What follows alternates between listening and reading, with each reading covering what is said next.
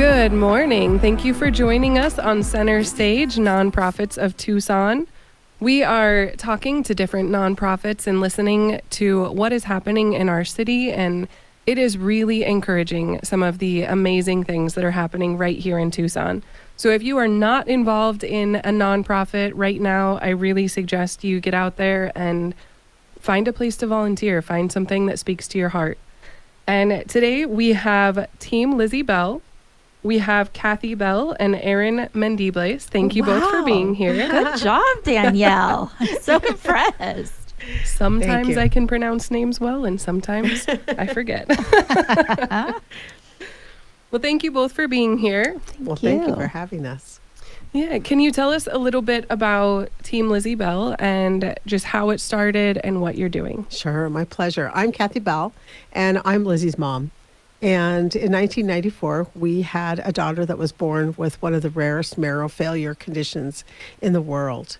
And with that diagnosis, we were immediately thrown into a very complex medical community, very complex medical world of having to understand what we were going to do with our 7-week-old infant.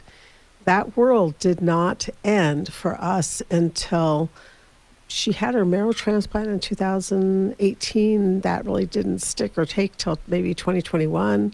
So it was definitely, decades of being embedded in a whole nother planet, a whole nother language, and a whole nother set of systems in order to keep a fragile child alive.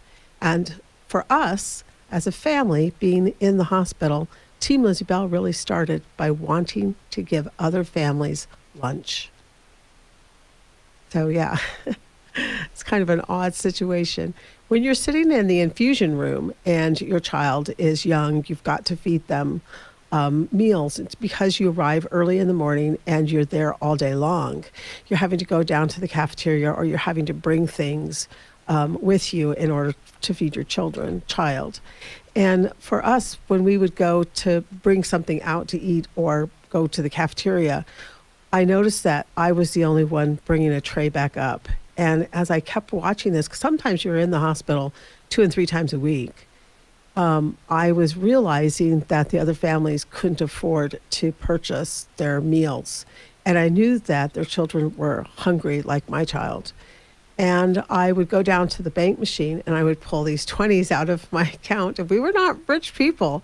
So I'm pulling all these 20s out of the account, and I would buy 3 or 4 hamburgers and 2 things of fries and, a couple of juices or whatever. And I would cut it up and I would say, okay, whoever wants to have some, let's all share. And so that's kind of how Team Lizzie Bell started, by going to the hospital, asking if there was a way for us to get others involved, working with the community to provide funds for lunch carts. And when that could not happen back then, my husband decided to create this nonprofit. And so we began collecting funds with other people to help fragile kids and their families make that journey through the trek of being and living in a hospital community. You don't have a choice. Mm-hmm. Yeah, and it's people that are, like you say, it's not a choice. No one wants to be in that situation. No. It's a really hard place to be. Very different, but when I had my babies, they were both very premature. And so I spent a month where it was the same thing. I would go to the hospital and I would sit there for 6 or 8 hours at a time. And I didn't bring food for myself either. I would just sit there because I couldn't have it in the NICU with my babies. And, I have to admit there were times that I thought about it too. And I wondered, someone who's here 8 hours a day and then goes home and eats and then comes back for however long. I mean, it's hard. It's very difficult. The gas mileage, the things that you don't even think about. If you have a pet, if you have other children. Yeah. If you're already a caregiver for an elderly person or, a special needs population, because we have families that have other siblings that have unique situations. And so somebody automatically has to begin to take over. And that's a landscape they've never been involved in. So now you're having to be a care manager for something you're not even acclimated to tell somebody else to help out. And in those, pediatric situations, you're given training to help put the needle in Lizzie had an infusion treatment where we had to put a needle in her stomach under the skin, where you have to help with a portacatheter. You get an IV, or you're doing things that you've never been trained to do with a moment's notice. You're thrown all these things. It's very emotionally challenging, and that your presence there is to keep your child alive, in addition to the fact that you're walking a road to save your child. And it's things that, you go to bed one night and you wake up the next day and find out your child has a diagnosis. So it's things you're not prepared for, Yeah. A lot of times we can prepare for a surgery that as an adult we're going to have, and make sure that the dog is going to be fed, make sure all of these things, these gaps in our lifestyle are going to be taken care of, so there won't be gaps. But with any child that wakes up the next morning and all of a sudden they now have this life-changing diagnosis, those are gaps that Team Lizzie Bell are filling. And so we have the ability now, after 20 years in existence, to realize, there's been progression in what they do. So they started with the food, they went to toys, they went to blood donation drives, all of these things that have progressed with Team Lizzie Bell. And now we are 20 years old. So now we are, kind of growing up even more and realizing there's even more that we can do now. We've grown up from, we will still do toys. We're still doing blood donor donations. We're still doing matches for bone marrow. But now we are really looking forward to a different type of donor. And that's where the push right now is to get out and talk to people and have them realize that Team Lizzie Bell has grown up, as has Lizzie Bell grown up. Yeah, that's so true. As Lizzie has grown up and she's graduated from college and she's, on her own and moving towards those career ideals that she's always wanted to think about and foster, and she's not living in the hospital anymore. So we're grateful for people who've studied science and math and know how to do things like create bone marrow transplant and find donors in other countries. But I think Erin said it really well. When you wake up one day and all of a sudden everything's changed. Yeah. And you don't have a file inside of you to emotionally deal with the shock of whatever you've been handed. And then you have to move into that physical mobility of getting to where you need to go. We have families that have a diagnosis and the one doctor in the country is not in Arizona. They've got to find a way to get to that state. And then once you get there, what do? You're hoping that there's a room at Ronald McDonald. Everybody knows that there are these places where families can stay. That doesn't guarantee you a room there. And we've learned in Team Lizzie Bell, just with that one type of situation, if a family's going to another state, there's all the airport stuff that has to be discussed. You can't just assume you're going to walk into the airport like you used to. The second thing is that once you arrive, the tension of having to figure out the cabs or shuttles or however you're going to get to your appointments. So we recommend and we help pay for families to be there 24 hours or 48 hours in advance of, because they've got to be able to breathe. Otherwise, the child can feel all that tension. Often, the child going to these places is going to be put on NPO, no food, no water. And then as a parent, you're ready to kill. They're ready to just strangle somebody because you've got to do something for this very cranky child that doesn't understand. So we have rules now when we help people, that they have to eat and they have to arrive early and they have to have a good night of sleep and they have to take a walk around the city or take a drive. And we help provide for those things because we get it. We absolutely know what it's like to be in a whole nother planet without the spaceship, without the suit. Yeah, that self-care for the parents, making sure that they are taking care of themselves so that they can take care of their kids. I mean, I love that you're pushing them to do the things that are good for them to ultimately be the best for their kid, and that you're helping them along the way. When a family needs help, how do they reach out to ask for help? Most often, the social workers or nurses, doctors Somebody will notify a board member. Because our story is so public, often people know to call me or get a hold of me, find a way to make contact. And often that is how we are contacted, as somebody has gotten my name and number or text me, calls me through our board members, through the website. Through the website too, yeah. Mm-hmm. And what is that website? TeamLizzieBell.org. O-R-G. Yeah, Lizzie, Lizzie, Yeah. TeamLizzieBell.org.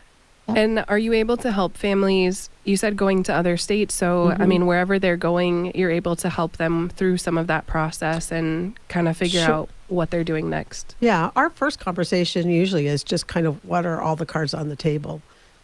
Often there are funds from the disease process of where they're going. There's usually some kind of a campaign where flights will be paid for, or the state of Arizona is fantastic in helping with special needs children. So most often, some of those types of things, we had a family that needed to go to another state, and because of the child's condition and the type of surgery, there wasn't assurance that this baby would make it through. So we paid for the parent, not just the mother was paid by the state, but we paid for the father. And then we also paid for the sibling was 13 years old. And so we helped pay for her to get there as well. To make sure if the child didn't live, the whole family would be there. Right. Yeah, Yeah. thank you. Well, thank you so much. We are going to be right back in just a couple minutes. You are listening to Center Stage. We have Kathy Bell and Aaron Mendibles with Team Lizzie Bell. And we will be right back with exciting information in just a couple minutes. We are back with Kathy Bell and Aaron Mendibles from Team Lizzie Bell. And we talked in the first segment a little bit about what Team Lizzie Bell is and a little bit about your personal story. And it's really exciting to hear that Lizzie's doing so well now. Thank you. I think that's something that, it's nice to be able to celebrate the fact that you guys made it through this and that she's doing so well. Being able to go and explore college is a really fun time. So I want to start off with some exciting news, maybe a big announcement you have. Yes. So Team Lizzie Bell and Bella Vita Tucson are going to do an inaugural pickleball tournament April 13th here in Tucson. It'll be held at Corbett's, and we have named it Pickle Bella. So we have 50 teams that can register, and we'll be on 5 courts from 12 to about 4:30. Having fun, having food, drinks, all of that is included. You'll get a pickleball towel. There will be Stanley Cup for first, second, and third place. We're going to have a contest for best dressed. So, lots of fashion goes into pickleball sometimes. And the crazier the outfit, the more fun we can have. So, yeah, we're really excited. I think, Team Lizzie Bell in Tucson is really known for their casino nights, and they kind of stopped doing that right after, COVID. And so we haven't really had a great event that has showcased just how much fun Team Lizzie Bell can have. And so the collaboration between Bella Vita Tucson and Team Lizzie Bell has been a very organic, but very, very great way to kind of showcase Team Lizzie Bell helping medically fragile children, Bella Vita Tucson helping children with eating disorders and their families, and the whole thing that just happens when you have to go out of Arizona because there are no eating disorder hospitals here in Tucson. There's no care for a child with an eating disorder here in Tucson. So travel has to happen. It's just been a great way to kind of collaborate for both events to happen and to just have some fun in April. So yes, we are announcing that today. I think it's also fun to know that in our journey with fragile kids, people often think of very specific pediatric populations or conditions, and we've forgotten how fragile kids with serious eating disorders are and how much that escalated during the COVID years. So it's been a great partnership and a huge awareness for all of us working with Bella Vita. Yeah, so we're excited. Yeah, very exciting. And for all of our listeners, you are hearing it first. This Yes. is the This is official announcement There you of go. Picklebella. So Yeah, center you are stage. among the first to hear this. Yeah, we chose to unveil it in January, and it just happened to be that knew we were going to be here with you. So we're excited. It's been, quite the education on many of our parts because some of us have never played pickleball before, and it is quite a intense sport, and there is quite a following here in Tucson. So, we're really excited to have the people that we do on our committee. Yeah, I mean, we had a committee meeting last night, and we are ready to roll out and get this started with sponsorship decks and the registration, and all of that will be on our website at teamlizziebell.org.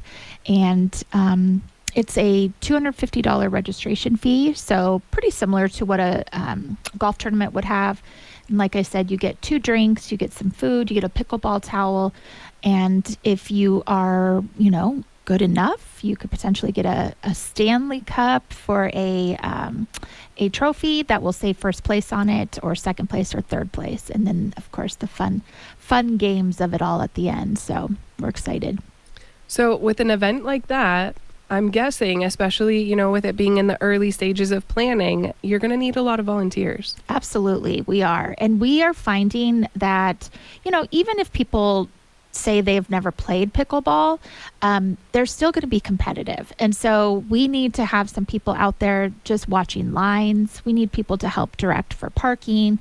It will be free parking. We will have a parking sponsor as well. But, we need people to just kind of show people where to go once they're inside Corbett's, and just kind of help the flow. And then once the tournament starts, it is a real, where's the next team kind of thing. And so we just are going to have a lot of babysitters, if you will, just finding the next team that has to jump on that court to keep the flow going and to make sure we're always forward motion, not trying to backstep things. And it'll be very interesting since it is our first time. But, pickleball has really, really taken off. And in Tucson with the building of Corbett's, I think a different type of group has kind of realized, I don't have to be the competitive, if you go to Udall Park, you can see some really good pickleball players. But, coming out to Corbett's, just having some fun, really ensuring that everyone's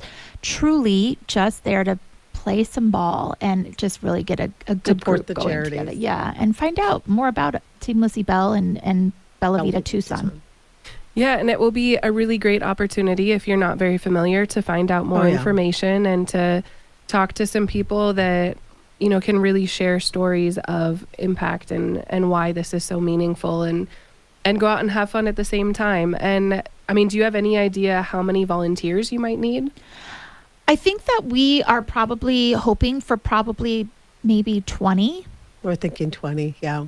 So I think it's a doable number. We have a great committee who, really has a vested interest in Tucson, lots of great business partners that are on the committee. But I think if we can have an extra, group, 20 to 30 hands that we can get out there just to kind of get the flow going, because there's nothing worse than going to a tournament and having to stop at that registration table and you are just standing there No, we what don't next? want that. Yeah. So we have lots of raffle prizes, lots of good stuff. We're not going to do silent auction. We're just going to do a raffle, for $20-$30. You can buy a raffle ticket or whatever we end up deciding, but it'll be fun, and people can decide that I just will try my hand in that pond and see if I win that prize for, a small fee. And Corbett really lends itself to that kind of a climate, a fun climate, a great game space, and lots of good food, excellent food. Yeah. We had to do a field trip and try it out. For sure. And that's where we found that people, if they've never played pickleball, they still are competitive. So we had 2 board members, myself included. So I guess there would be 3 board members, really have a good time playing pickleball on the courts and having no idea what we were doing, but Wanting really to win. winning was important. Yeah, that was fun. Yeah. So you can follow along on Facebook. We have Facebook and Instagram. You just search Team Lizzie Bell. We'll likely post on LinkedIn as well. And again, you can find us at Team Lizzie Bell there. But we're really hoping people will come out. It's going to be great weather in April. Obviously, we all know that. We did push the date back to ensure that the Final Four was done, since that will be in Phoenix. So a few things behind the scenes. We've been working on this since about October, and we are excited to just get it going now. And if someone wants to either volunteer or attend and play, you said both of them, they need to go to your website? Yeah, head over to the website. If you want to volunteer, you can email us at info@teamlizziebell.org. But all of our contact information is on our website, and the link for registration will also be on our website. Yeah. And, coming out to volunteer, know that you're going to be on your feet. Know that we'll have some caps and risers, something that will identify you as a volunteer. And we'll have some pre-training to go along so that you shouldn't be left in the dark. We'll have radio, headphone thingies? What are those things? Walkie-talkies. Walkie-talkies, Yes. yeah. Because it is a big space, and we want to make sure that, if a participant has a question that we've really thought about the way to address what the needs will be of the everybody on the courts that day. And again, like Erin said, it's a fantastic committee. They are very committed to the sport and the integrity of the sport, and the leaders that have brought this sport to Tucson, as well as us pulling off a really wonderful day. Yeah, it's going to be Well, it fun. sounds like it's going to be a lot of fun, and I hope that we've got some listeners that are going to jump online and go and either sign up to volunteer or to attend. Are there any other events that you have coming up that you want to mention, or any other volunteer opportunities that are kind of ongoing?